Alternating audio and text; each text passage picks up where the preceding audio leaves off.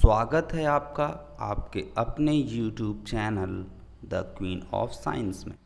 तो आज आप लोग के सामने मैं लेकर के आया हूँ fundamental theorem of arithmetic. Class 10th के अब इक्वलिट्स डिवीज़न लेमा के बाद का ये नेक्स्ट टॉपिक होता है फंडामेंटल थ्योरम ऑफ अर्थमेटिक। बहुत ही इजी थ्योरम है, बहुत ही ईज़िली आपको समझ में आ जाएगी ये थ्योरम। लेकिन आपको ऊपर लिखी हुई 3 चीज़ों की नॉलेज होनी चाहिए। सबसे पहली चीज़ क्या है? प्राइम नंबर्स, जो कि मैं आपको बता चुका हूँ। ऐसे नंबर्स जो 1 से और खुद से डिवाइड होते हैं और उनके पास सिर्फ 2 फैक्टर्स होते हैं, वो सारे नंबर्स क्या होते हैं? प्राइम नंबर्स होते हैं। प्राइम फैक्टर्स, प्राइम फैक्टर्स का मतलब कि जब हम किसी भी नंबर का फैक्टराइजेशन करते हैं तो हमेशा हम प्राइम नंबर्स की हेल्प से ही करते हैं। ये नहीं कि फैक्टराइजेशन करते वक्त हम किसी नंबर को 4 से कट कर दे रहे हैं, किसी नंबर को हम 10 से कट कर दे रहे हैं। नहीं, अगर आप 4 से या 10 से डिवाइड कर दे रहे हैं तो वो आप गलत काम कर रहे हैं। कभी भी ऐसे नहीं किया जाता, हमेशा प्राइम नंबर्स को ही यूज किया जाता है ताकि वो प्राइम फैक्टर्स के टर्म में बने। और नेक्स्ट होता है हमारा कंपोजिट नंबर। कंपोजिट नंबर के भी बारे में मैंने आपको अपनी सेकंड वीडियो में ही बता दिया था कि अगर हम किसी नंबर को as a product of prime लिख सकते हैं, as a power of product of prime लिख सकते हैं, तो हम उस चीज़ को कंपोजिट नंबर कहते हैं। ठीक है, जैसे हमारे पास एक नंबर है 12। अब अगर हम 12 को फैक्टर के थ्रू लिखना चाहें तो ये हो जाएगा 2 इंटू 2 इंटू 3। यहाँ पे 2 टाइम्स आ रहा है और 3 1 टाइम्स आ रहा है, तो ये पावर ऑफ प्राइम्स के प्रोडक्ट में एक्सप्रेस किए गए, तो इसलिए 12 को आप कंपोजिट नंबर कह सकते हैं। इवन मैंने आपसे ये भी बताया था कि 4 is the smallest composite number. 4 जो है वो सबसे छोटा कंपोजिट नंबर होता है। ठीक है, तो अब जब ये चीज़ें हमारी रिवाइज हो गई हैं तो आप फंडामेंटल थ्योरम ऑफ अर्थमेटिक का स्टेटमेंट देख लीजिए, जो कि आपको पता होना चाहिए। Every composite number can be expressed as a product of prime. यहाँ तक तो ये कंपोजिट नंबर की डेफिनेशन हो गई। Every composite number can be expressed as a product of prime and this factorisation is unique. Fundamental theorem जो है इस चीज़ की गारंटी लेता है कि ये जो फैक्टराइजेशन होता है ये यूनिक होता है, मतलब कि जो फैक्टराइजेशन हमने कर दिया फिर वो चेंज नहीं होगा apart from the order in which the prime factors occur. सिर्फ ऑर्डर चेंज हो सकता है। इस चीज़ की फंडामेंटल थ्योरम ऑफ अर्थमेटिक क्या लेता है? गारंटी लेता है। ठीक है, ऑर्डर चेंज होने का सेंस क्या है? कभी कभी होता है, जैसे मान लीजिए 12 का फैक्टर आपको करना है, किसी ने 12 का फैक्टर करने के लिए स्टार्ट किया 2 से, किसी ने 12 का फैक्टर करने के लिए स्टार्ट किया 3 से, तो ऑर्डर चेंज हो गया। वो लिखेगा तो 2 इंटू 2 इंटू 3 लिखेगा, और जो दूसरा वाला लिखेगा तो वो 3 इंटू 2 इंटू 2 लिखेगा। तो सिर्फ ऑर्डर चेंज होगा, लेकिन जो आने वाले प्राइम फैक्टर्स हैं वो चेंज नहीं होंगे। फैक्टराइजेशन की यूनिकनेस को फंडामेंटल थ्योरम गारंटी देता है। ठीक है, कि उनके अलावा जो एक बार प्राइम फैक्टर हो जाएगा, उनके अलावा फिर कोई दूसरा नंबर उसमें इन्वॉल्व नहीं होगा। ठीक है, this is the fundamental theorem of arithmetic. Fundamental theorem of arithmetic पे डिपेंडेंट एक क्वेश्चन है, 2 मार्क्स में ये पूछा जाता है। एक क्वेश्चन आपकी एनसीईआरटी की बुक में दिया गया है, जो कि एक्सरसाइज 1.2 का क्वेश्चन नंबर 5 है। कुछ इसी से रिलेटेड मैं प्रैक्टिस क्वेश्चंस भी आपको दूंगा। ठीक है, जब एक्सरसाइज हमारी 1.2 कंप्लीट हो जाएगी। क्वेश्चन आपसे क्या कह रहा है? Check whether 6 to the power n can end with the digit 0 for any natural number n। ठीक, तो यहाँ पे हमें ये चेक करना है कि क्या 6 to the power n कभी एंड विथ डिजिट 0 होगा। मतलब कि n की वैल्यू अगर हम कुछ रखें, जैसे n की वैल्यू मान लीजिए 1 रख दिए, तो ये हो गया 6 की पावर 1, और 6 की पावर 1 की वैल्यू 6 ही होती है। हमने मान लीजिए n की वैल्यू 2 रख दी, तो ये हो गया 6 की पावर 2, तो ये हो गया तुम्हारा 36। हमने n की वैल्यू 3 रख दी, तो 6 की पावर 3 हो गया 216। तो क्या ऐसे ही अगर हम n की वैल्यूज़ को रखते चले जाएं, सॉल्व करने पे कभी ऐसा होगा कि ये एंड विथ डिजिट 0 हो जाए, मतलब लास्ट में जो एंड डिजिट आए, मतलब वंस प्लेस पे जो डिजिट आए वो क्या आ जाए, 0 आ जाए।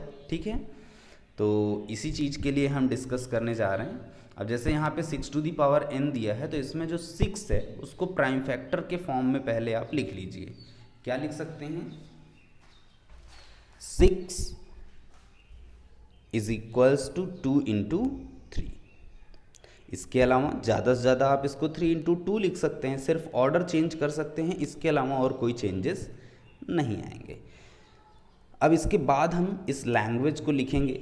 इस क्वेश्चन को करने के लिए, क्वेश्चन 2 नंबर का है, बहुत इंपॉर्टेंट क्वेश्चन है, सिर्फ लैंग्वेज की ज़रूरत होती है, लैंग्वेज आपको सही लिखना है।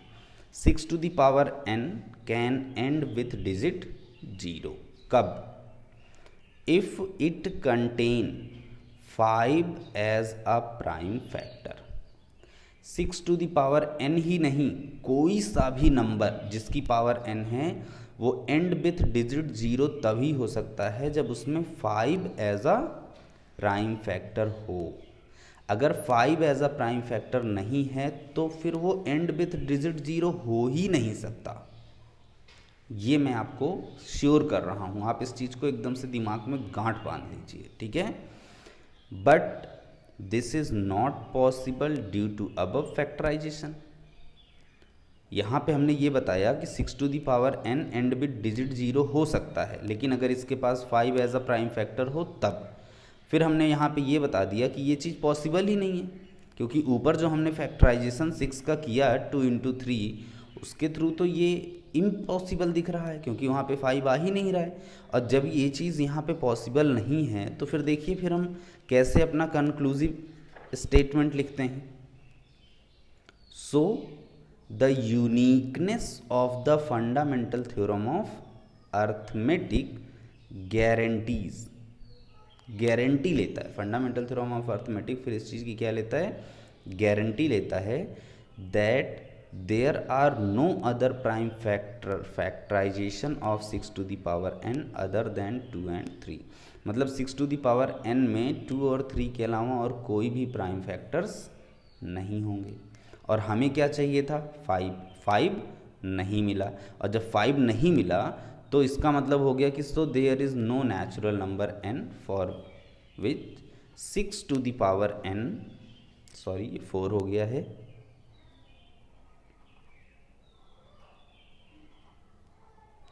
6 to the power n end with digit 0।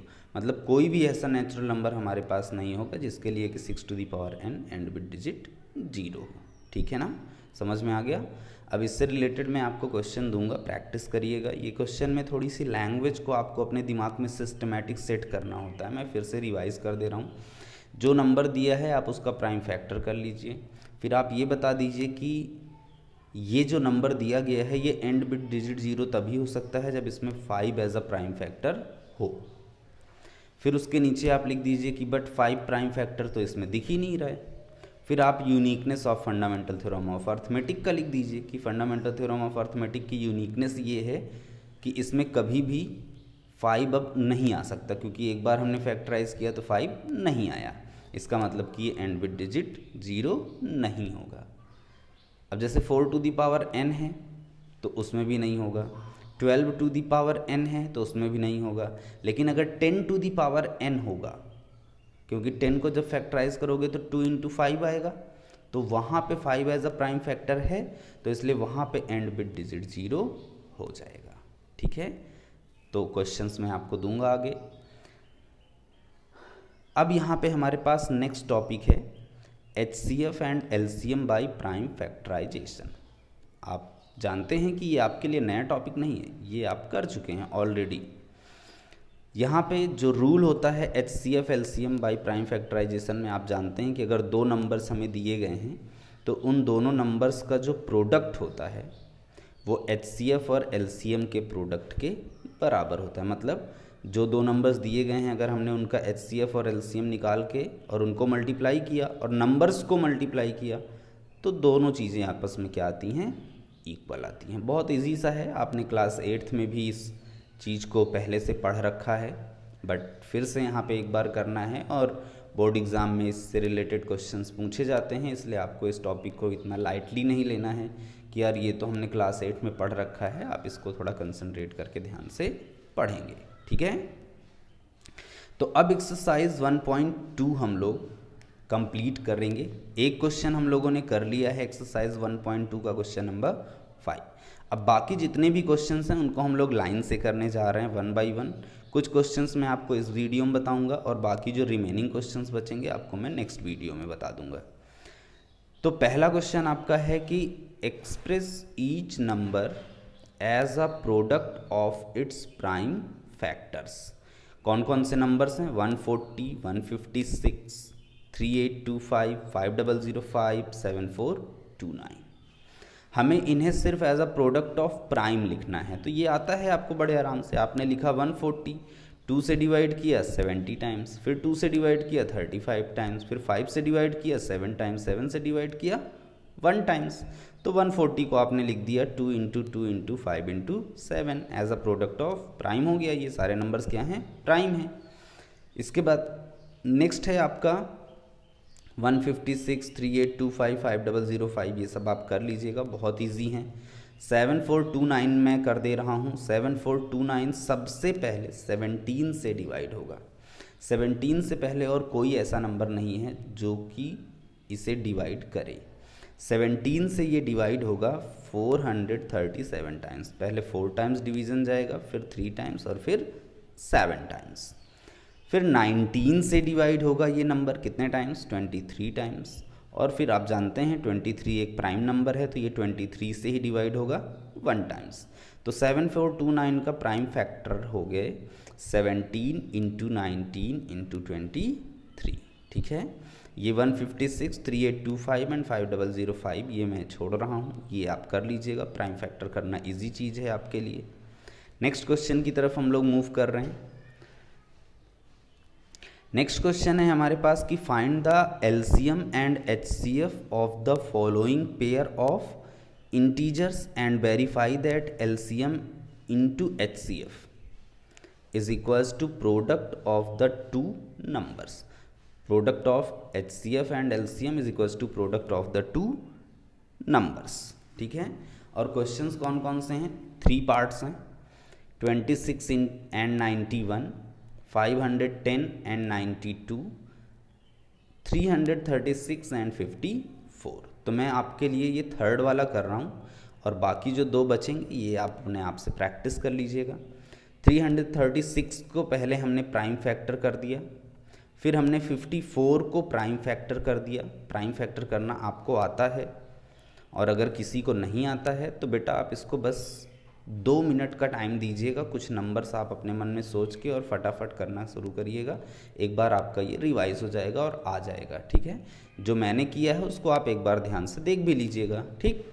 336 को हमने लिख दिया 2 into 2 into 2 into 2 into 3 into 7, और 54 को हमने लिख दिया 2 इंटू 3 इंटू 3 इंटू 3, ठीक। पहले हमें क्या निकालना है, एचसीएफ। एचसीएफ के लिए आपको पता है कि जो दोनों के प्राइम फैक्टर्स हैं उनमें जो कॉमन मिलेंगे उनको सिर्फ यूज करना है बस। जो कॉमन नहीं मिलेंगे उनसे हमारा कोई मतलब नहीं है। तो देखिए ये 2 है जो कि इन दोनों में कॉमन है, ये दोनों रेड से मैंने इनको रिलेट कर दिया है, तो दोनों 2 में से एक 2 हम यहाँ पे लिखेंगे। और ये दोनों 3 हैं जो कि दोनों में कॉमन दिख रहे हैं, तो इन दोनों 3 में से हम एक 3 लिखेंगे। और ऐसा कुछ भी नहीं है जो कि दोनों में कॉमन हो, तो ये 2 3 हो गया 6, तो ये क्या बन गया हमारा एचसीएफ, ठीक है। एलसीएम के लिए प्रोसेस क्या है कि जो एचसीएफ वाला नंबर होता है, जो कॉमन नंबर्स हुए हैं जिनको हमने रेड से इंडिकेट किया है, पहले तो आप उनको लिख लीजिए। और इसके बाद जो इंडिविजुअल्स बच गए, सिंगल बच गए, जिनका पेयर नहीं बना, जो कॉमन नहीं हो सकते थे, उनको हमने सब उठा करके लिख दिया। जैसे ऊपर क्या क्या बचा, 2 2 2 एंड 7, तो 2 इंटू 2 इंटू 2 इंटू 7, और नीचे क्या बचा 3 इंटू 3, तो नीचे का हमने लिख लिया 3 इंटू 3। अब इस पूरे को मल्टीप्लाई करोगे आप तो ये आ जाएगा आपका 3024। तो HCF हो गया 6 और LCM हो गया 3024। जिन्हें दिमाग से उतर गया रहा होगा, मेरे हिसाब से आपको ये चीज़ वापस याद आ गई होगी, ठीक है। HCF में सिर्फ जो दोनों में कॉमन होते हैं उनको लिखते हैं, और LCM में जो कॉमन होते हैं पहले वो लिख करके, और फिर जो सिंगल बच गए होते हैं उनको भी सब लिख के मल्टीप्लाई कर लेते हैं। और इसीलिए अगर कभी किसी क्वेश्चन में आपको चेक करना पड़े, ये मैं आपकी नॉलेज के लिए बता रहा हूँ, आप ध्यान से इसको सुन लीजिए। अगर किसी क्वेश्चन में आपको कभी चेक करना पड़े, कह दे कि कोई दो नंबर्स हैं, उनका ये HCF है और ये LCM है, बताओ क्या ये हो सकते हैं। तो आपको क्या करना है कि जो HCF है उससे आप LCM में डिवाइड करिए। अगर डिवीज़न हो गया तो इसका मतलब कि ये दोनों नंबर्स किसी के LCM और HCF हो सकते हैं, और डिवीज़न नहीं हुआ तो नहीं हो सकते हैं, ठीक है। क्यों मैं कह रहा हूँ ऐसा, क्योंकि HCF जो है वो पूरा पूरा LCM के अंदर कंटेंड रहता है, तो इसलिए हमेशा HCF LCM को क्या कर देता है, डिवाइड कर देता है। याद रखिएगा इस चीज़ को, ये बहुत ही छोटी सी लेकिन बहुत इंपॉर्टेंट बात है। अब हमें इसका वेरीफाई करना है। Verify that LCM into HCF equals to product of two numbers. Product of the numbers, बीच में हमने एक बॉक्स बनाया, HCF इंटू LCM। अगर इस बॉक्स में हम इक्वल का साइन फिल करने में कामयाब हुए तो वेरीफाई हो गया, और नहीं हुए तो वेरीफाई नहीं हुआ। प्रोडक्ट ऑफ नंबर्स, दोनों नंबर का हमने यहाँ पे प्रोडक्ट लिखा, 336 इंटू 54। यहाँ पे है HCF इंटू LCM, 6 इंटू 3024। दोनों को हमने मल्टीप्लाई किया तो आया 18144।